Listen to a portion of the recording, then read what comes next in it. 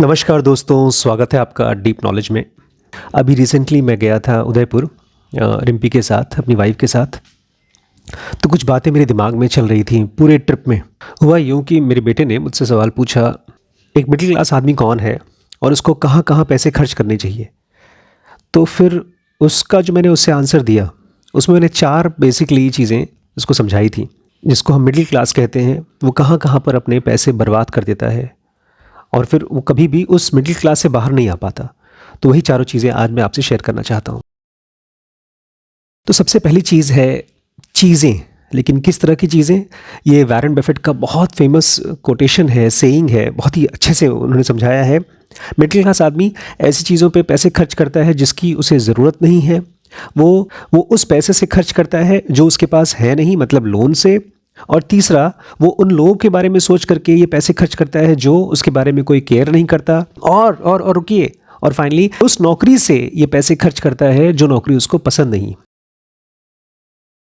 जो लोग भी मिडिल क्लास कहते हैं ना अपने आप को, ये अंदर से बड़े परेशान और तड़पते हुए लोग हैं। उनके पास ज़रूरत की चीज़ें तो आ गई हैं, लेकिन अब उनको घुसना है, ऊपर के लेवल पे पहुंचना है। आप तो मिडिल क्लास की बात कर रहे हैं, बहुत से लोग हैं जो 100-100 करोड़ के लेवल पर जब पहुंच जाते हैं तब भी उनकी ये अंदर की तड़प खत्म नहीं होती है। कैसे मैं मिलियनेयर से बिलियनेयर और बिलियनेयर से अगर उसके ऊपर कोई चीज़ होती है तो उसमें घुस जाऊं।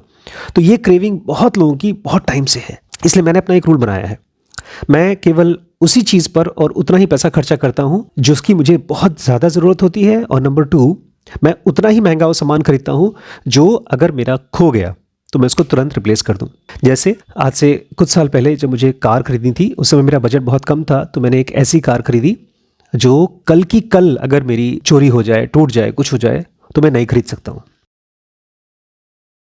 दूसरी जो सबसे बड़ी चीज़ है जिसमें आदमी पैसे खर्च कर देता है और उसमें से कभी बाहर नहीं निकल पाता, वो है एजुकेशन एंड हायर एजुकेशन। आपको स्कूल्स फ्री भी मिल जाएंगे और 10 लाख रुपए महीने के स्कूल्स भी मिल जाएंगे, लेकिन आप कहाँ पढ़ाएंगे? अब पता है, इसमें बहुत लोग दिमाग नहीं लगाते। एक बार बच्चे को स्कूल में डाल दिया, बात खत्म हो गई। अभी रिसेंटली मेरे पास एक बच्ची ने हमारा WBX ज्वाइन किया है, उसके पिताजी ने अलग से ज्वाइन कराया है। हमारे WBX के सेशन में बैठी हुई थी। मैंने उससे पूछा कि आज कॉलेज गई थी? उसने कहा हाँ। मैंने कहा क्या पढ़ाई की? तो उसने कहा आज 2 लेक्चर्स हुए थे। मैंने कहा वो तो समझ में आ गया, लेकिन क्या सीखा? तो बोलती है 2 लेक्चर्स हुए थे, एक में नोट्स बनाया और एक में सर ने कुछ कुछ पढ़ाया। फिर से मैंने उस बच्ची से पूछा आज क्या सीखा? तो थोड़ा सा परेशान हो गई। बोलती है सर आप क्यों पीछे पड़े हैं मेरे? मैंने कहा नहीं, पीछे नहीं पड़ा हूँ, खाली मैं पूछ रहा हूँ क्या सीखा।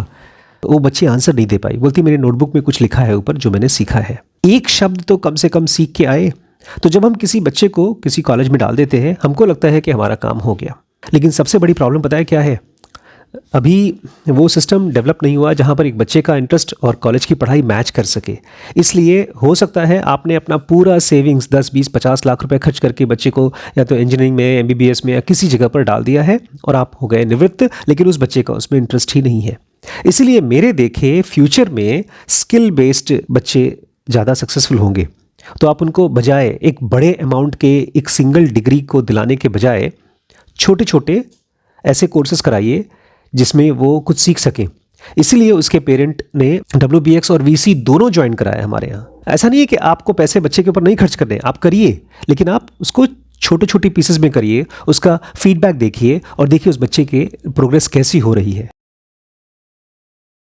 और तीसरी बड़ी मज़ेदार चीज़ है, सबको एक्साइटिंग लगती है, जहाँ पर मिडिल क्लास अपने सारे पैसे डुबो देता है, और वो है शादी शादी शादी। हमारे यहाँ एक आंटी काम करती थी, उनकी सैलरी थी 4,000 रुपये और उनका बजट था 4 लाख रुपए। पैसे नहीं थे उनके अकाउंट में, लेकिन बजट था उधार लेकर के। तो मैंने एक फार्मूला खोजा है, 100 गुना जितनी आपकी सैलरी है महीने की, आप उसका 100 गुना अपना बजट बना लेते हैं। अगर आप 20,000 रुपये कमा रहे हो तो आप 20 लाख रुपए तक का बजट बना के चलोगे। या तो आप लड़की पक्ष है या लड़के के पक्ष से, पैसा आपको खर्च करना ही है या तो किसी से करवाना ही है। शादियों के साथ भी वही पंगा है जो पढ़ाई के साथ है। पता नहीं ये शादी सक्सेसफुल होगी कि नहीं होगी। आजकल डिवोर्स रेट बहुत ज़्यादा बढ़ गए हैं। तो शादी करिए, अपना बजट जो कुछ भी है आपका बजट वो खर्च करिए, लेकिन अगेन अगले कुछ सालों में आप खर्च करिए अच्छे खाने पे, अच्छे कपड़े पे, अच्छे फोटोग्राफर पे, लेकिन दहेज पर नहीं। क्योंकि वो दहेज का पैसा कहाँ चला जाता है। मैंने फिर से वही बात कहूँगा मैं, आदमी खर्च वहाँ करता है जहाँ उसको ज़रूरत नहीं होती। दहेज में जो कुछ भी पैसा खर्च करते हैं, बहुत बार ज़रूरत नहीं होती है। घर में एक गाड़ी है तो एक और गाड़ी दे दिया, सारे फर्नीचर्स हैं एक बार और फर्नीचर दे दिया, केवल इसलिए क्योंकि लोग देखेंगे, उन लोगों के लिए जो आपके लिए केयर नहीं करते हैं। मेरे हिसाब से मैक्सिमम एक मिडिल क्लास आदमी को जो खर्च करना चाहिए शादी में, और मेरे ख्याल से मेरी भी और जब रिम्पी की शादी हुई थी तो इससे ज़्यादा खर्च नहीं हुआ था, मैक्सिमम 5 लाख रुपए। मुझे पता है बहुत से लोग अग्री नहीं करेंगे, चाहे आपका बजट 1 करोड़ का ही क्यों ना हो, आप बच्चों को सिखाते हैं कि किस तरह से एक आदमी को संभाल के चलना चाहिए, और बाकी आप 95 लाख रुपए अगर आपका बजट है तो उसको हर साल अपने बच्चों को गिफ्ट के रूप में देते रहिए, और उस बच्चे का एक एसेट बन जाएगा और उसको वैल्यू भी होगी उस पैसे की। नहीं तो किस तरह का वैल्यू दे रहे हैं ये आप अपने आप से पूछिए। और लास्ट जहां पर सबसे ज़्यादा पैसे खर्च करते हैं लोग, वो है शायद एसेट्स। जी हाँ, मिडिल क्लास को बिल्कुल नहीं आइडिया होता है ना बिजनेस के बारे में, ना ही तो एसेट्स के बारे में।